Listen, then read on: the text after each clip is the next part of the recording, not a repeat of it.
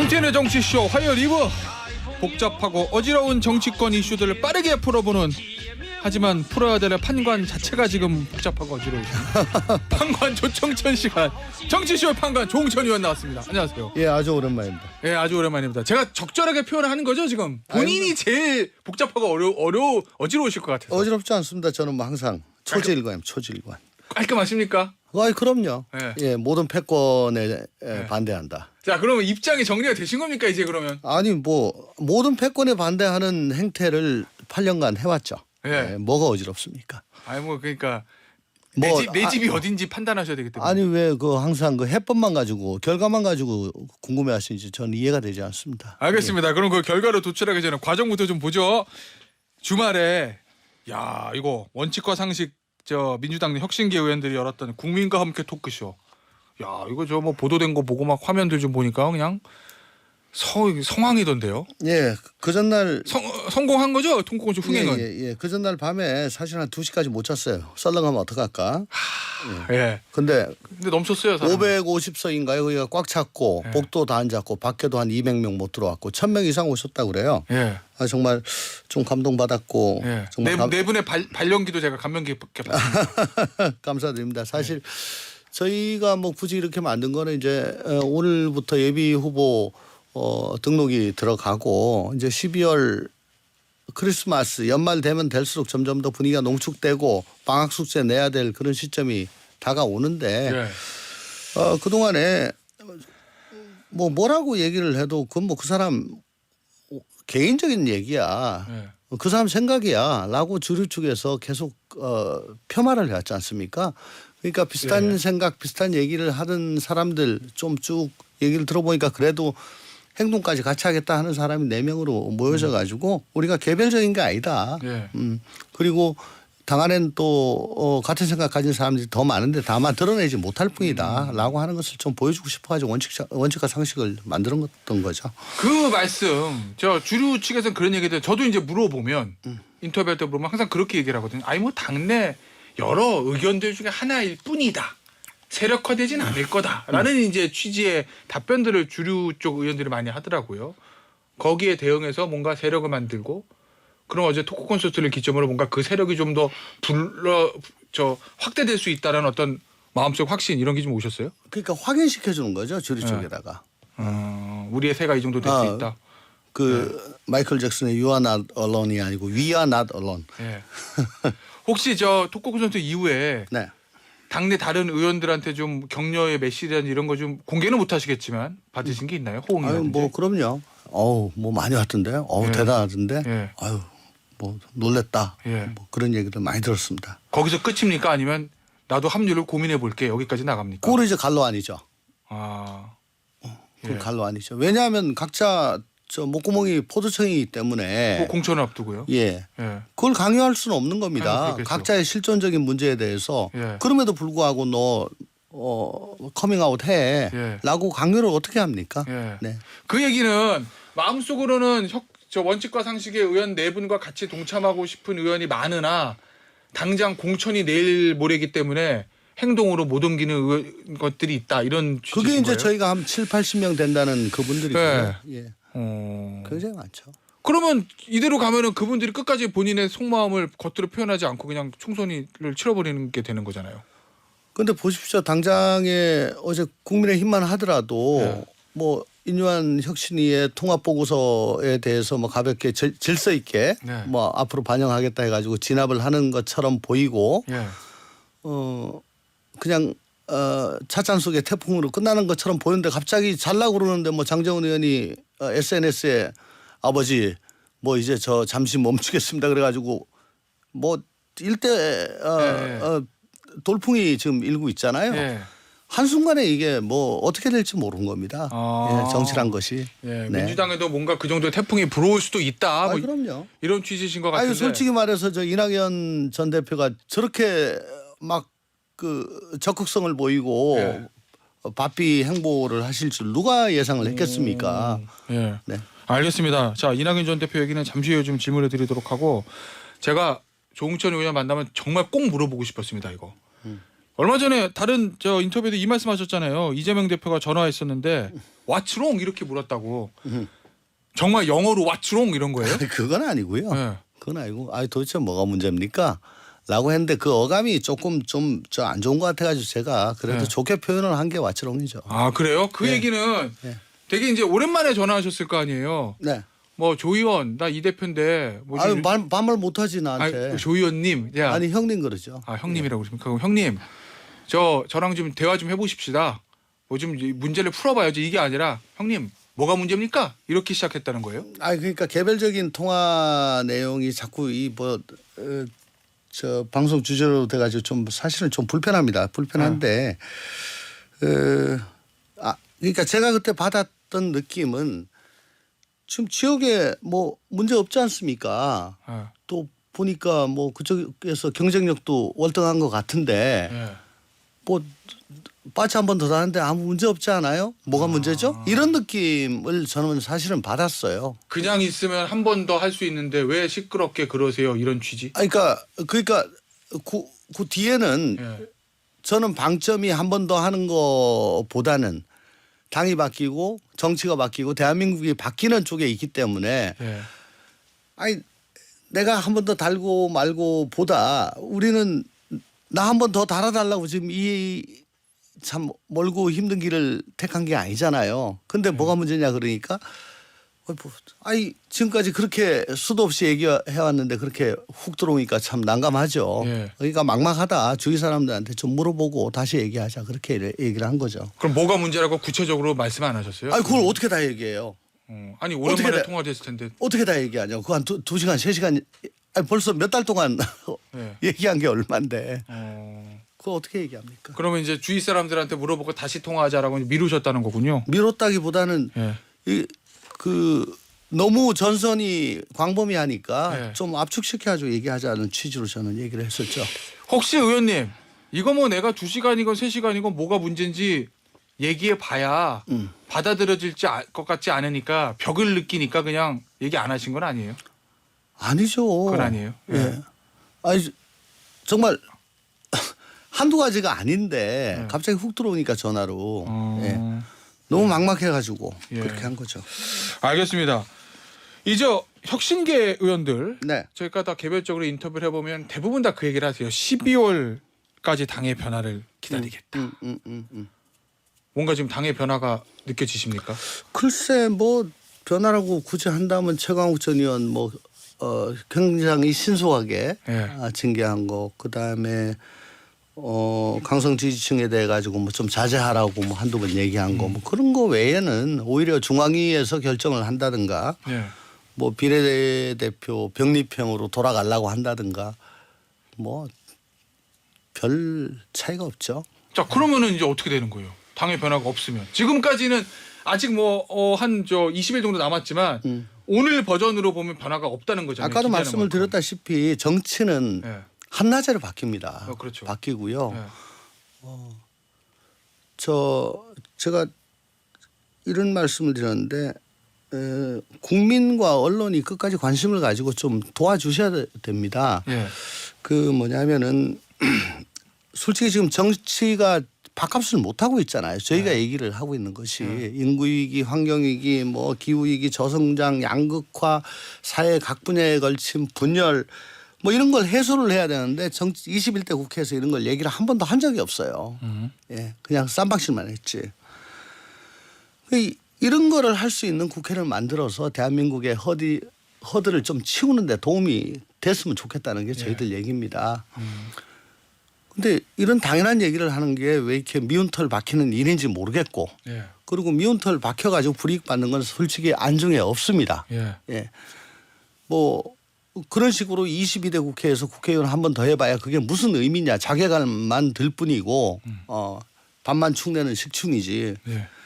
그래서 지금 현재 시스템 중앙 집권적인 엄격한 규율의 양당제 그리고 또 소수에게 공천이 집중되는 이 시스템 하에서는 각 당의 전사가 제일 각광을 받아요. 뭐 양당에서 지금 인재를 네. 영입한다고 하는데 그분이 뭐 개인적으로 훌륭하시고 전문적인 지식이 있고 그 분야에선 뭐 제일 훌륭하시겠죠. 예. 그렇지만은 들어오셔 보세요. 예. 다 전사가 된다. 다 전사가 될 수밖에 없어요. 네, 뭐 구조 환경 자체가. 변호사 뭐 우리 당에 환경 변호사 없습니까? 그분이 환경에 대해서 제대로 정책에 대해서 얘기할 기회가 없어요. 전사가 될 뿐이지. 예. 이래가지고 22대 국회 가지고 뭐 합니까? 그래서 이런 목소리를 계속 내고 있는데 여기에 국민과 언론에서 좀 관심을 좀 기울여 주시고 이런 쪽으로 좀 바뀌어야 된다는 그런 공감대를 좀 해 주셨으면 좋겠고 지금 솔직히 정치가 국민들에게 걱정거리고 안주거리 아닙니까? 예. 근데 모르겠습니다. 이제 결국은 12월 초읽기까지 몰리게 되면 예. 저는 이제 물을 수밖에 없는 거죠. 이제 민주당이 더 이상 종천을 필요가 없는가. 예. 이제 당이 나를 버리면 그때 내가 어떻게 해야 되나. 오히려 반문을 할 수밖에 없는 겁니다. 그럼 저는 내가 당을 버린 게 아니고 당이 나를 버린 거다. 당이 우리 맨발을 버린 거다. 그럼 나갈 수도 있다. 그때는. 그런 식으로 항상 습관적으로 들어오는데 네. 좀 더 실존적으로 생각하고 좀 더 고차원적으로 생각을 하세요. 정치가 그렇게 딱 1차 방정식은 아니니까. 아니 근데 의원님 의원의 당적이라는 거는 있든지 나가든지 둘 중에 하나잖아요. 아니 그러니까 아직 그 갭을 메울 수 있는 여러 가지 조건이 있으니까 그것까지 좀 보고 얘기를 하시죠. 알겠습니다. 예. 그런데 이거 자꾸 문자가 들어와가지고 분당 갈매기님께서 분당 갈매기이기 때문에 저 의원님은 지역구 주민은 아니신 것 같습니다. 조홍천 의원님 탈출하세요. 원칙과 상식은 삼지대로 가야지요. 이런 문자 주셨는데 어떻습니까? 이런 반응들에 대해서는. 다시 한 번 더 말씀을 드리는데 딴 방송에서 얘기했습니다만 국회의원은 국민의 대표이자 지역의 대표이기도 합니다. 네. 지역 주민과 한 약속도 있고 또 벌여놓은 사업도 있습니다. 네. 그걸 다 완수를 했냐? 네. 아직 못했거든요. 예. 그러니까 거기에 대한 책임도 있는 거죠. 알겠습니다. 네. 지금 하여간에 뭐 그런 것들을 다 고려를 한다면은 앵커께서 뭐 시원하게 일도양단적으로 얘기를 해달라고 하는데 그건 책임 있는 정치를 하는 사람으로서는 그건 바람직한 태도는 아니라고 생각합니다. 알겠습니다. 좀 굉장히 거취에 대해서는 좀 신중하신 입장인 것 같은데 이해는 갑니다. 뭐 그럴 수밖에 없겠죠. 일단은 민주당의 변화가 최우선적일 테니까요. 의원님이 원하시는. 자 그런데 앞서 그 얘기하셨잖아요. 국민의힘에서도 장제원 의원의 불출마 이게 엄청난 변수가 될 거다. 네. 그런 일이 민주당에게도 일어날 수도 있다. 네. 그러면서 그 예로 든 게 이낙연 전 대표의 신당 창당 움직임이거든요. 네. 어떻게 보십니까? 이낙연 전 대표 깃발 들 거로 보세요? 아니면은 못 들 거로 보세요? 이미 뭐 실무진에게 준비를 하라고 지시를 했다라고 구체적으로 말씀을 하시고 그 엄근진 하신 분이 연일 그 여러 방송에서 인터뷰하시고 굉장히 활발한 네. 행보를 하고 계시잖아요. 말은 톤이 점점 높아지죠. 톤도 뭐 상상을 못할 정도로 높아지셨고 그러니까 이미 배는 떠났다라고 보여지죠. 그럼 이낙연 전 대표는 신당 창당의 수순으로 들어섰다. 네, 아무래도 그 말씀이 자꾸 생각이 나더라고요. 뭐 전후의 시체위에서 응원가를 뭐 부를 수는 없단가. 예전에 했던 그 말씀을 하셨잖아요. 네. 그러니까 대선 경선 과정이라든가 혹은 대표 오랜 민주당 생활에서 당신과 직접 간접적으로 인연을 맺고 또 의뢰를 나누었던 그런 분들이 아마 공천 탈락으로 내몰린 다음에는 사실 지금 이인재법 때문에 뭐 달리 방법이 없지 않습니까? 그러니까 공천 학살을 당하기 전에 빨리 내가 어떤 그 쉘터를 좀 마련을 해야 되겠다. 뭐 그런 생각을 하시는 거 아닌가. 야, 근데요, 의원님. 그 이낙연 전 대표의 정치적 위상으로 봤을 때 이건 그냥 탈당이 아니라 나가서 신당을 창당하고 분당이죠. 거의 분당 수준이잖아요. 분당이죠. 네. 그죠? 네. 이낙연 전 대표가 나가서 깃발 들면 따라 나갈 의원들이나 어떤 세력들이 좀 꽤 있다고 보십니까? 내부적으로? 의원님의 거취는 묻지 아마 이 않겠죠? 호남 민심이 1차적으로는 가장 중요할 거고요. 호남의 기반이 될 테니까. 예. 그리고 이제 1차적으로는 호남, 그다음에 이제 2차적으로는 전국 민심인데 그래도 저 고민들을 꽤 할 겁니다. 근데 굉장히 시간이 많이 남았어요. 이거 3월 달에 해도 되는 일이거든요. 이거는 그분들한테는 3월 초까지 해도 되는 일입니다. 총선 많이 남았죠, 아직. 예. 그러니까 여러 가지를 생각하고 대보고 고심들을 많이 하실 거예요. 그럼 그 얘기는 지금 현역 민주당 의원들이 소위 말하는 광의의 비명계 의원들이 저 친명 지도부의 공천이라든지 이런 것들을 보고 움직일 수 있다. 그게 그러니까 공천 과정에 직접 이제 참여를 하고 그게 과정이 돌아가게 되면 그때는 이제 못 빠지는 거잖아요. 예. 그 직전까지는 생각을 해야 되겠죠. 근데 지금처럼 예. 뭐 그 친명 후보, 반명 후보 딱 나눠 가지고 각 지역구별로 친명 반명, 친명 반명, 친명 반명 해서 뭐 그렇게 표가 돼 있긴 해요. 예, 친명 후보 뭐 몰아줘서 예. 뭐 이재명 뭐 저 도와주고 예. 윤석열 뭐 예. 물리치자 뭐 이렇게 막 돌아다니잖아요. 예. 그 유튜브에서도 그걸 하고 있고 예. 그런 식으로 계속 하고 있고 또 강원도당위원장이 갑자기 서울 은평으로 현직인데 출마를 하고 뭐 이런 이상한 일들이 막 지금 벌어지고 있지 않습니까? 네. 그런 것들 보고 참 이거 뭐지라고 생각들은 많이 하실 겁니다. 네. 그러면 이제 공천이 그렇게 흘러간다고 하면 불공정하게 흘러간다는 생각이 들면 비명계 의원들이 공천 과정에 참여 안 하고 나올 수도 있다는 말씀. 이거 잘못하면 내가 학살당할 수 있겠다 싶으면 그럴 수도 있지 않겠습니까? 그분들은. 알겠습니다. 자, 그런데 이낙연 전 대표에 대해서 이 신당 창당 움직임에 대해서 김민석 의원이 정통이 아닌 사쿠라 노선이다. 네. 이 전 대표의 신당은 정통에서 벗어나서 한석도 못 얻을 것이다. 뭐 이렇게 얘기했던데 이거 어떻게 보십니까? 난 사쿠라 정당이라는 노선이라는. 김민석 의원이 뭘 가지고 정통 노선이라고 말하는지 잘 모르겠고 딱 들은 일감은 이거 셀프 디스다. 그래요. 예, 왜냐하면 2002년 대선 당시 노무현 후보가 그 지지율이 낮다는 이유로 탈당하고 정몽준의 국민통합 21로 옮겼지 않습니까? 그렇죠. 그때 철새 뭐 김민세 뭐 이런 별칭이 붙었습니다. 근데 16년 만에 들어와 가지고 처음에는 이제 추미애 대표 쪽으로 분류가 됐었는데 어느새 보니까 지금 완전 친명 전사가 돼 있어요. 예. 그런 분이 변화와 혁신을 바라는 동료 의원 또 당의 원로를 향해 가지고 이 비난하고 저격한다. 과연 사쿠라라고 말할 자격이 있는가? 그래서 저는 셀프 디스라고 보는 겁니다. 알겠습니다. 그런데 이낙연 전 대표 신당 창당 움직임이 단순히 이낙연 전 대표뿐만 아니라 이제 이준석 국민의힘 전 대표와의 교집합 이쪽으로 옮겨붙는 모양새잖아요. 그 두 사람의 연대 이거 가셔야 될 수 있을까요? 언론에서는 낙준 연대 뭐 이렇게 표현하던데. 낙석연대 그러더라고요. 그 어제 장경태 의원이 나와서 낙석연대 더 나가서 워닝입니다. 워닝 낙석주의 뭐 이렇게 표현하고 가긴 했습니다. 그 저 알량한 조어 능력 뽐낼 그 태도가 아니 말 나왔으니까 장경태 의원. 장경태 그분 그 21년 4월에 서울 부산시장 재보궐 패배 후에 조국 사태 거론하다가 문자폭탄 맞은 초선 오적 중에 하나입니다. 근데 그날로 제일 먼저 반성했던 분이에요. 기억나십니까? 예, 예. 그리고서는 갑자기 선회해가지고 지금 주류가 돼가지고 당의 어른이 왜 저렇게 고민하고 저런 말씀을 하는지 한 번쯤 생각을 좀 해봐야지. 그 낙석연대다 이런 안 좋은 뉘앙스의 프레임을 걸어서 그럴 자격이 있습니까 도대체? 우리 당이나 저 당이나 선수가 낮거나 나이가 어리면은 옛날엔 정풍운동 전부 다 초재성이 다 있어요. 근데 그렇죠. 지금은요. 청년 정치라고 하는 분들이 신체적으로는 젊어도 이 하시는 행태나 생각은 저보다 훨씬 더 나이가 많은 것 같아요. 예. 청년 아닙니다. 청년 아닙니다. 절대 아닙니다. 알겠습니다. 그러면 본질적으로 그 이낙연 전 대표하고 이준석 전 대표의 연대 이거 어떻게 보십니까? 어쨌든 이낙연 전 대표께서는 지금 굉장히 광폭 행보하고 계시고 네. 보수 진보를 넘어가지고 제3지대까지도 염두에 두고 계시는 것 같아요. 그게 뭐 단순히 반명, 반윤을 기치로 하는 것이 아니다라는 취지로 하시는 것 같은데 근데 손뼉도 이 맞아야지 소리가 나는데 이준석 전 대표의 반응이 조금 더 두고 봐야 될 것 같아요. 그렇게 잘 맞는 궁합 같지는 않습니다. 어떤 점에서 그렇죠?